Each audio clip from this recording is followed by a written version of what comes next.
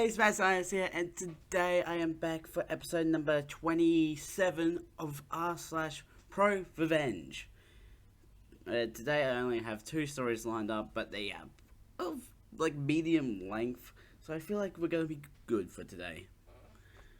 First off, let's start off with this one. Mum called girls sluts because her son harassed them. She gets a taste of her own medicine. I finally have the best revenge story for you guys. This story started about 1 week ago, and the revenge part started 3 days ago. I'll try to keep it as brief as possible, but it is going to be long. It is very long. A new family moved into a few buildings down from us. They seemed normal at first and didn't interact or socialize with anyone else other than their direct neighbors. Most of the people living in these buildings have been here for a lot of years and know each other very well. Now to the story. The son, AH, short for asshat, is a creep. He harassed a lot of girls and women this past month or so. He is about 17 or 18 years old. He passes lewd remarks, whistles, catcalls, tries to grope, elbows / pushes, and follows girls and women. Oh. He followed and tried to grope a 14-year-old. No. He told her mum. Her mum asked other mums before approaching the bitch mum, aka AH's mum. The mums found out that many of the girls had been at the receiving end of his harassment. Even the women older than him and the newlyweds. The remarks he passes are very vulgar and crass to say the least. The mum's visit the bitch mum to talk about on Sunday. And guess what the bitch mum said? Tell your daughters to not dress like sluts. What is my son supposed to do? Do they puja, pray, like they are devis, goddesses? They will get what they deserve. My son is only talking. Keep an eye on your daughters, otherwise other men will do more than just talk. Yes, she said this. When they told her he was also harassing married women, she said, ask these newlyweds to keep their sexy side for their husbands in the bedroom. Needless to say, everyone was pissed. All the girls got together and sent messages to his college friends and groups on social media about his behavior.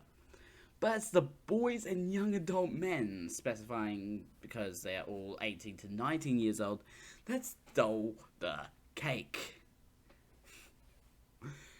Needless to say, they immediately started butting up to AH and congratulating him on getting away with being a hero. He certainly felt very proud of it and full of himself. And from Tuesday evening, the revenge party started. Some of these guys, along with AH, were standing near the gate of AH's building entrance when bitch mum arrives from her work. As soon as she came near them all, the guys started making remarks on her very loudly. Some of those included, Auntie, keep your sexy side for uncle in your bedroom. If you walk away this way, then I'll have to come with you. Look back, look back, look back. Is that Philippine? Is that Filipino? Or is that Filipino, actually? I don't really know my languages that well. And more. Most of what they said were words uttered by AH himself and bitch mum herself. AH was mortified and angry, but couldn't do more than cuss them and leave because there were about 4 to 5 guys. This had continued every day, twice a day. In the morning when she leaves for work, in the evening when she returns, and whenever someone comes across her when she is out for whatever reason. She has received comments on the way she dresses, the way she talks, the time she comes home, etc.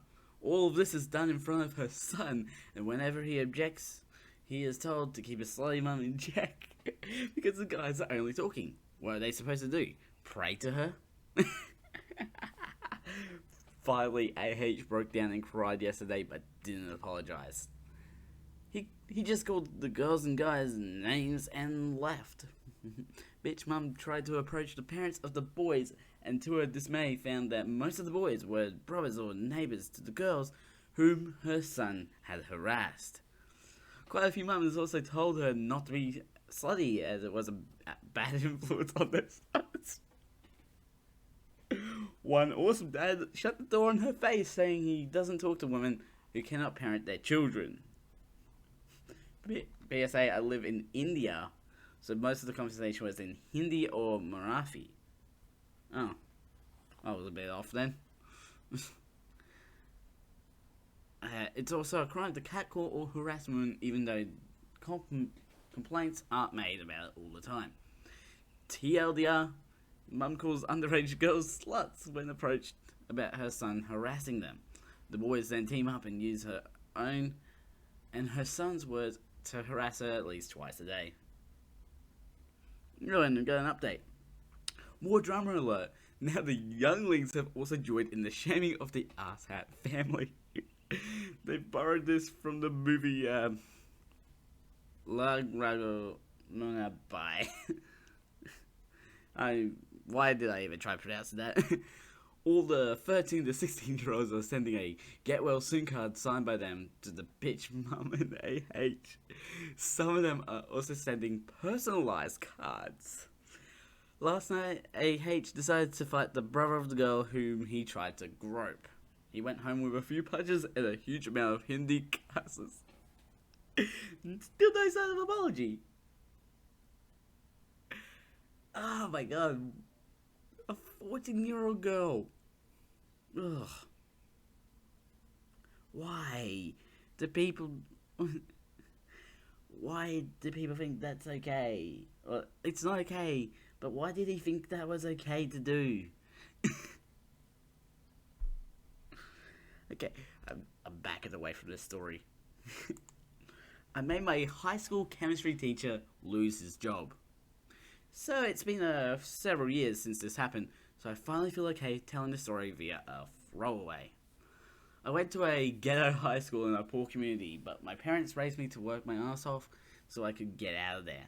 My parents never went to college, but because of this, myself and my siblings have all gone to good schools out of state. I maintained a 4.0 until the year in question in high school, taking 5 advanced classes a year out of 6 total, with the last 6 not offering an honors alternative. I learned to get very little sleep because of the amount of work these courses required, and because my school didn't have tutoring aids or anything of the like. Didn't understand anything? Tough shit. Get to Googling. So in one of my upperclassmen years, I signed up for an advanced chemistry course. I knew it would be hard, but assumed, like the rest of my courses, that if the class was minimally structured and Google came through per usual, I would be fine. Other students warned me not to take the course, but since I wanted to go to college for chemistry, I knew I had to go through it. The teacher was horrible. He was old, which was fine, and didn't offer after class support, which was normal. But also didn't even offer in-class support.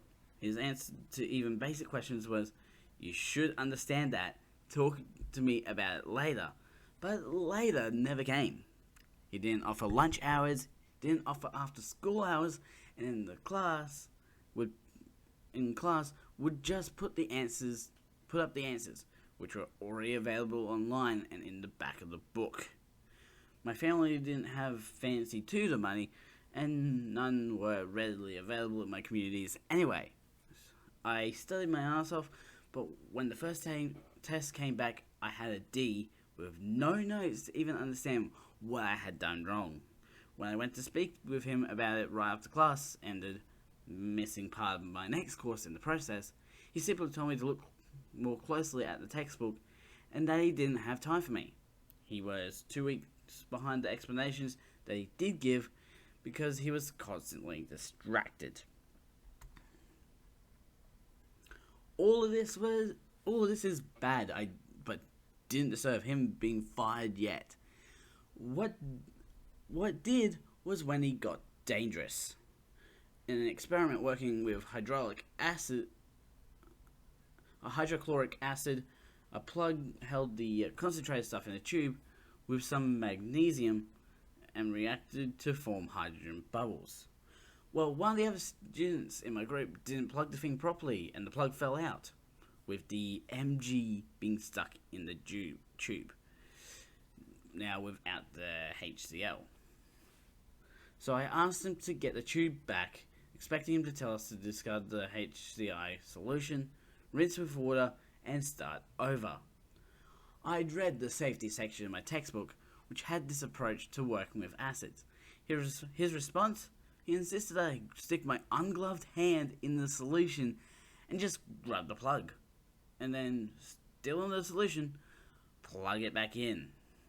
He wouldn't even put his own hand in to do it, so my high school self thought this was an inherently bad idea. I took some more Mg from the workbench, kept adding it to the solution until it stopped reacting, eating up all the HCl to just leave water. And it kept getting worse. One day he brought what he claimed were illegal fireworks into the classroom and started sending them off.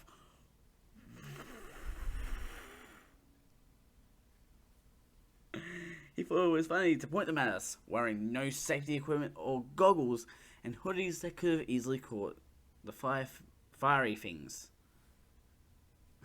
He frequently would leave the room with a group of high school kids while a group of high school kids were playing with Bunsen burners and caustic chemicals.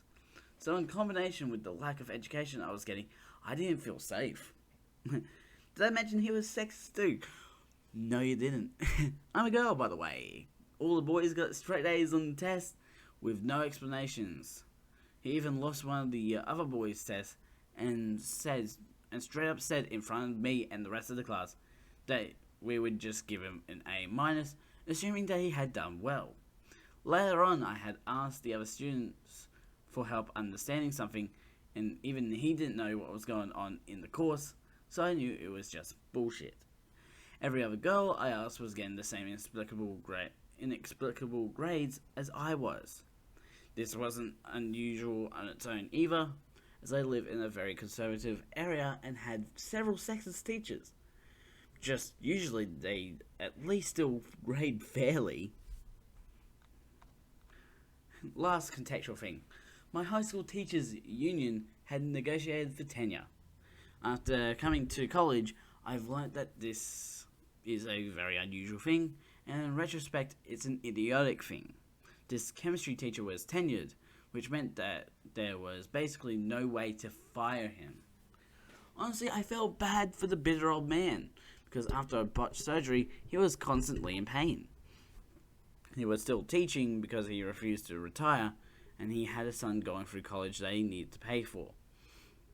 But at a certain point, this was affecting my chances of getting into college. I wasn't about to let one man's issues affect prospects for the rest of my life. So I looked up recording laws for my state and found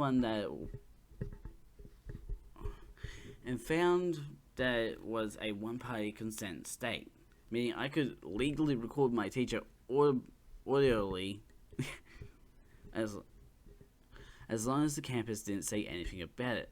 They had no policies. I was one of the parties consenting. So for a month, with my grade tanking despite hours of studying and 3 study books on the course, I recorded him. I recorded his fireworks, his lambasting female students, his crying in the back chemical storage room leaving us unsupervised. I recorded the 3 times that he had left campus inexplicably, leaving the front office to send a last-minute substitute to open the door and let us in. You know the 15 minutes that I'm legally allowed to leave meme? That was a constant joke for my class. And then I made a throwaway Gmail to make a throwaway Dropbox account that was big at the time.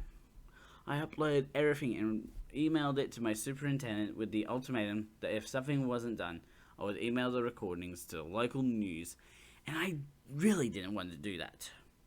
Within a day, I heard back, with her assuring me that I won't be punished for ratting him out. My parents, her, and myself met. We went over my grades, my unmarked tests and homework, and the videos. They asked me first to talk over my concerns with the teacher, and said I was uncomfortable with that treatment, given his treatment of female students. The superintendent said she wouldn't tell the teacher who had submitted the evidence, but they need to speak with him about the concerns to hear his side of the story. My parents and I said that was completely reasonable, as long as my name was never mentioned. The next day, the teacher said he needed to speak with me after class alone. I told him I couldn't, as I had another course after that, and he said that it was important.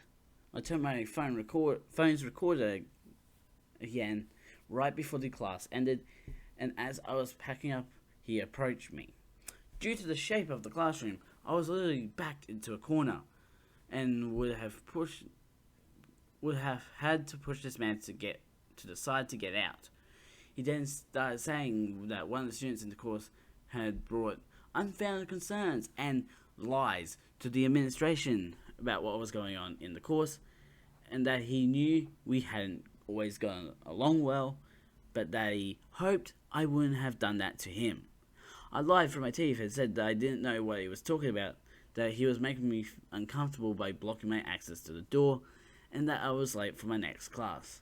He didn't even deny what I was saying, just said that since I clearly had a problem with him, he'd be willing to stay after class to help me, specifically since it seemed like I was struggling so much. After that, I told him I really needed to get to my next course, and he finally moved. I emailed the superintendent that recording during my next course, and CC'd my parents. My parents were furious. The superintendent was mad too, because while my parents were poor, they dressed up nicely. My mum was an expert in bluffing about getting a lawyer that we totally couldn't afford, so a liability lawsuit was probably ringing through the lady's mind. Since the district couldn't fire him, he was put on immediate permanent medical leave. While the district was still paying his full pay, they gave us one unqualified substitute after another. 2 months before the national exam for the course, they gave us a female teacher that they had pulled out of retirement, but that had actually taught the advanced chemistry course for years. She was a godsend, and even held 8-hour Saturday classes so that we could catch up with the curriculum at least enough to pass the class. In those 2 months, we covered just enough of the test's material that our class had a 50% pass rate. According to my upperclassmen friends, this was a lot higher than it had been for their years, with less than 10% of the class passing. The superintendent also wrote me a thank you college recommendation letter, partially to keep me quiet and partially because they had been trying to get rid of this guy for years. My little sister took this course a couple of years after me and said that the new teacher was competent and they were still at that 50% pass rate. Also, mods. If you don't believe me, I can send you proof. I still have some of the recordings, and one of them ends with another kid just going, "I still don't understand any of this." TLDR, I got my dangerous, sexist high school chemistry teacher semi-fired by secretly recording him. I'm finishing up at a good college now, so I've got absolutely no regrets. Just found the recordings again and forgot that he thought Ebola was a conspiracy. Such a 5-star education. This happened in America, by the way. I should have clarified on that. Oh my god. teachers, apparently, for every good teacher there is that I've had, there's a bad teacher out there that's just like, I don't care if you're good, if you're studying as hard as you can, I'm still gonna give you a D minus. It's like, oh, you are kidding me. I do not get why teachers can be so dumb.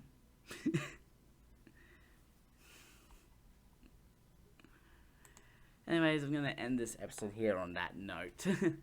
Links will be in the description to my main channel and also the second channel that you're on right now, watching this video, that has links to the playlist and the last episode. Go check them out. Don't forget to subscribe and hit the notification bell so you know when the next video comes out. A ding, a ding. I'm the Mad Scientist. Mad Scientist out.